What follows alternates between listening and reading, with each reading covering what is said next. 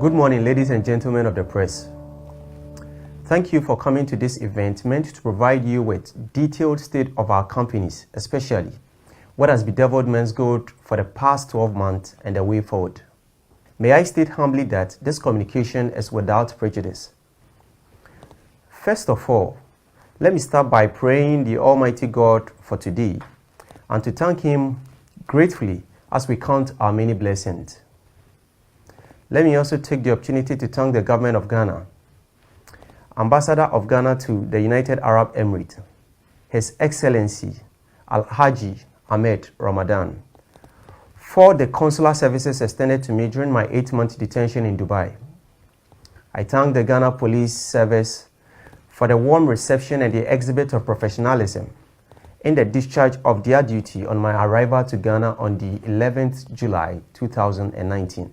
I express my greatest form of immense gratitude to the ruler of Dubai, His Royal Highness Sheikh Mohammed bin Rashid Al Maktoum. In his gracious name, the Dubai prosecutions and the Dubai court exhibited the highest form of integrity by upholding the rule of law, handing me justice before the Dubai First Instance and the Superior Court in the case number 68807/2018, an acquittal and discharge. May Allah, ever merciful, ever compassionate, bless and prosper Dubai forever. Allah Karim. I owe an immense debt of gratitude to the people of Ghana, our legal team abroad and in Ghana, led by Mr. Kwame Boafo Ekufu, my brother and my good friend, who has been resolute, exhibited loyalty and courage in the face of adversity, exhibiting his service and commitment to nothing but the law. Today, I cannot forget to bless the over 1,000 staff of Men's Gold, Xylophone Media, Brew Marketing Consult, and all our companies in Ghana, as well as our families for the unwavering support since the unfortunate event of the past few months. To you all I say, you made a good choice, which will be well rewarded by God Almighty. Especially Mr. Kwame Boafo Ekufu. Like the biblical Moses, you chose to side and share in the affliction of God's people instead of enjoying the temporary pleasures of sin. Thank you so much, sir. I also reserve my highest gratitude to our cherished Men's Gold customers for their continued support, encouragement, loyalty, and prayers through the trying times. Thank you. Even though I'm still receiving the much needed medical attention, swellings, that is blood clots in my pelvic region and knees with excruciating pain following a past surgical procedure due to my well-publicized long 9-month detention in Dubai and Ghana. Regardless, I deem it very fit to make this address to the general public, especially to Men's Gold customers in a bid to keep them abreast to the ongoings. Men's Gold Ghana Company Limited is a licensed, reputable Ghanaian gold dealership firm with 5 years of impeccable and enviable service delivery and gold trading record. It would interest you to know that in the last 5 years, Men's Gold consistently met the demands of its customers, suppliers, and foreign partners who do business with us. But for the force majeure, the regulatory questions raised by the Bank of Ghana and the Securities and Exchange Commission, regulatory intervention of which we respectfully contested and is still before the Ghanaian Court of Law, a question of statutory interpretation as to whether or not the trading of gold collectibles or jewelry and the return of monthly profit on same to traders is deposit taking, deposit mobilization, activity, or trade in securities. As to whether or not the export of tons of gold Dory bars of very fine percentage purity, with many evidence of inflows in forex via the Bank of Ghana, is a Ponzi scheme. Praying the just and august Ghanaian court to make consequential orders to repair Men's Gold damage, if any. Ladies and gentlemen, Men's Gold got very successful with its gold dealership business, resulting in the buying of gold, export, and the produce of fine gold collectibles, jewelries.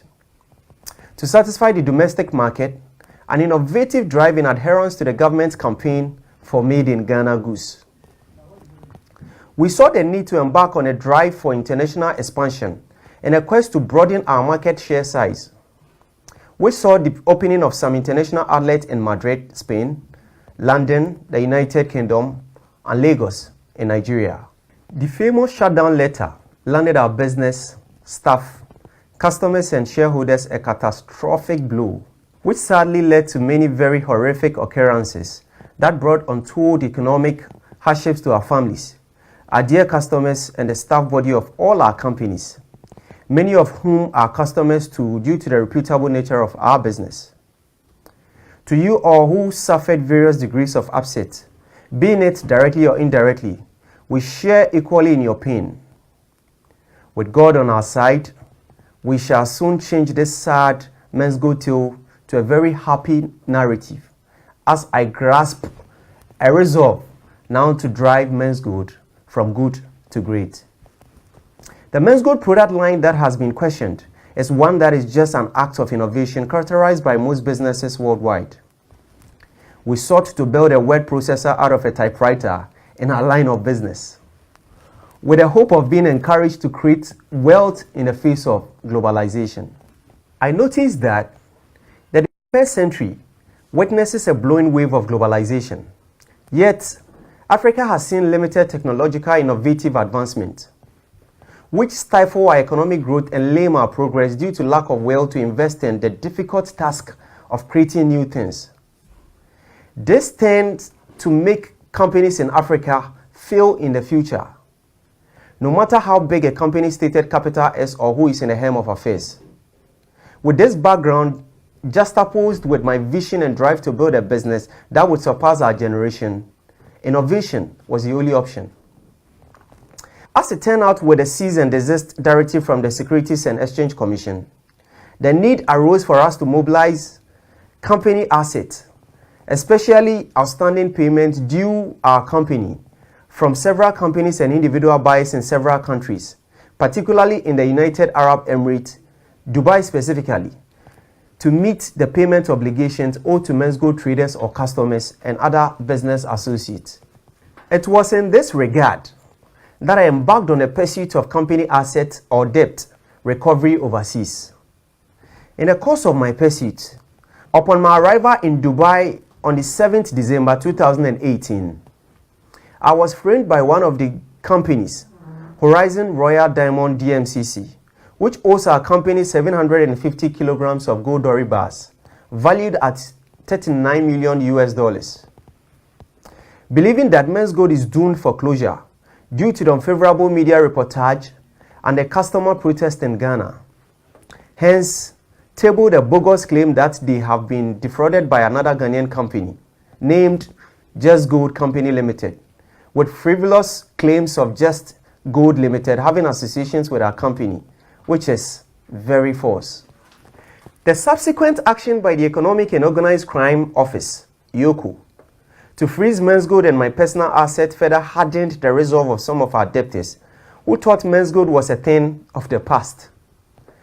Following my graceful acquittal and discharge in the Dubai Superior Court, the need arose for me to return to Ghana immediately on the call of the Interpol Red Notice to answer criminal charges on the same customer's debt portfolio before the Ghanaian court, the very reason why I went to Dubai in the first place. A court that restrained me from laying claims to the funds I went to Dubai to recoup. All companies worldwide have liabilities in its books, and so do men's gold. Business, in summary, is all about owing and being owed. We at Men's Gold are committed and do express our willingness to service our debt portfolios to our customers and business associates as soon as we can with a given opportunity. We respectfully pray the Ghanaian authorities to cooperate with us to achieve the following. 1. To assist us make full recovery of the amount owed Men's Gold by Horizon Royal Diamond in Dubai. As an act of good faith, we are willing to engage the Attorney General's office on the best possible way for them to aid Men's Gold by employing international law and diplomatic relations to ensure we achieved this objective. 2. to unfreeze our companies and my personal bank account, an asset for us to utilize these as vehicles to get productive in order to meet our liabilities, or to our customers and some business associates in our bid to resolve our liabilities immediately. As of now, Brew Marketing Consult, Men's Good Ghana Limited, and I cannot credit or debit any bank account in Ghana. This is why it is highly imperative to consider this kind request, as I believe government shares in our resolve and will do all that which is needful in our quest to satisfy the populace, who are our customers. 3. To clearly give direction as to which government agent or agency has jurisdictions to regulate the activity of gold collectibles or jewelry trade in Ghana, just so we can apply for the necessary certifications in order to proceed with our business in a fair and sound manner. As we have publicly demonstrated, we are open to fair supervision and are opposed to no supervision, misconceived supervision, or supervision with malicious intent, respectfully. The founders of PayPal, Elon Musk and co., set out to create a new internet currency to replace the US dollar. Facebook's Mark Zuckerberg's first product was designed to only get his classmates signed up, not the Earth's population. Travis Kalanick and Garrett Camp's Uber started only to supplement the taxi fleet in San Francisco. Brancheski, Joe and Nathan started Airbed and Breakfast as a means to rent out an unused space in their abode to get income to supplement a deficit for a pending event. Evan Spike Girl, Bobby and Reggie started what came to be known today as Snapchat, as sending naughty disappearing fan photos when they were all students at Stanford University. America's media called it a sexting app.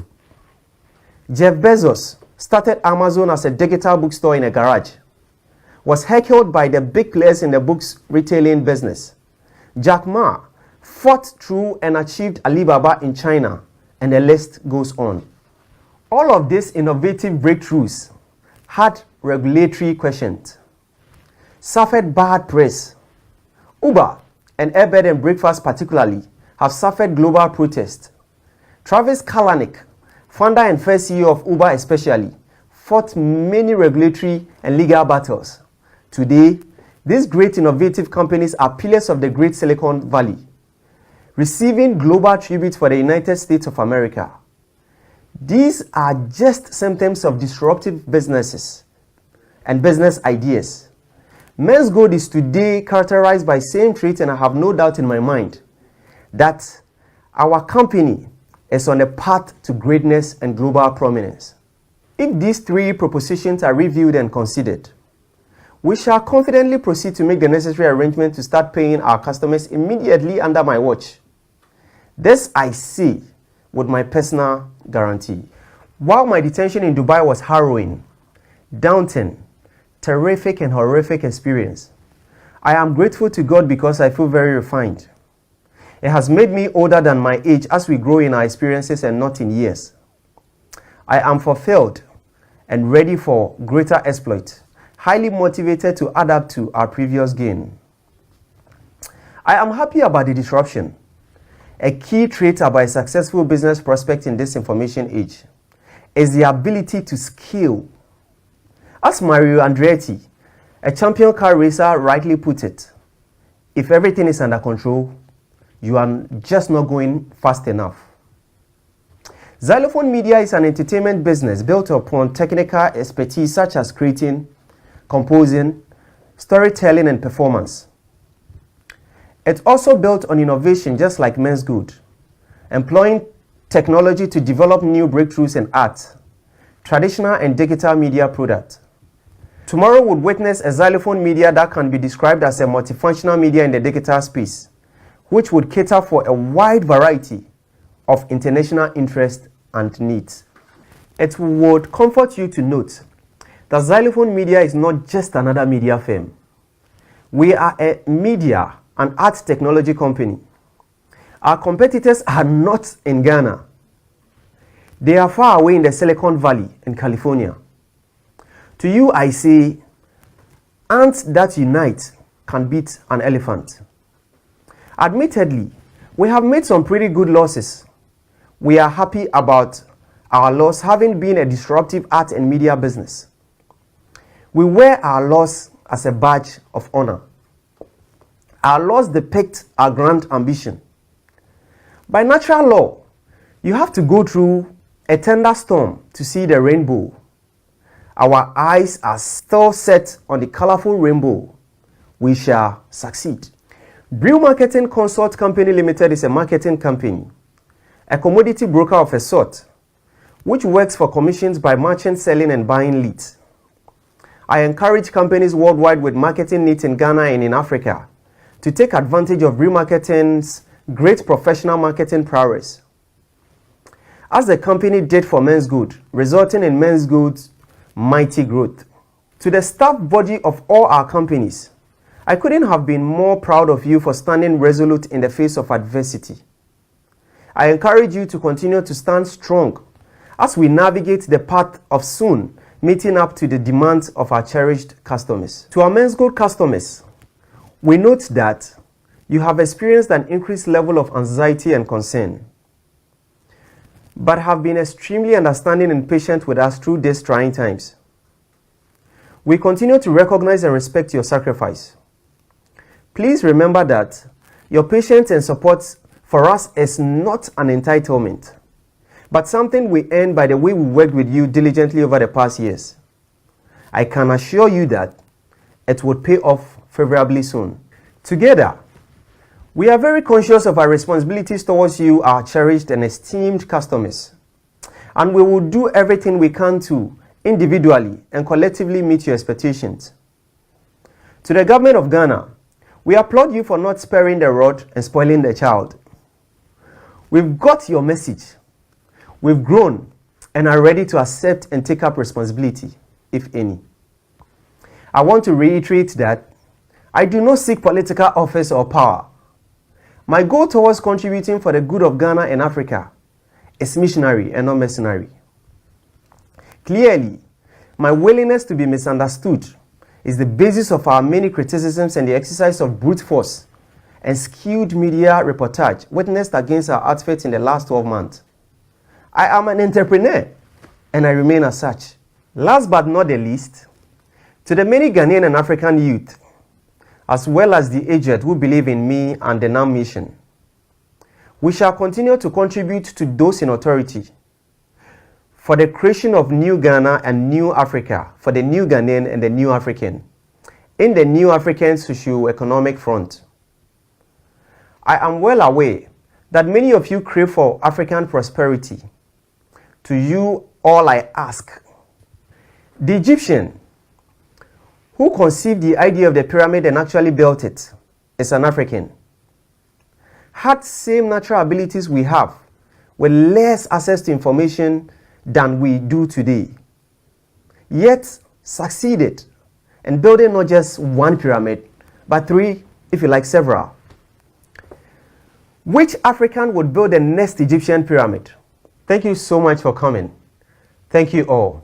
Ghana shall prosper. Africa would be great again. God bless you all. God bless Ghana and make our nation great and strong. Thank you so much. Thank you.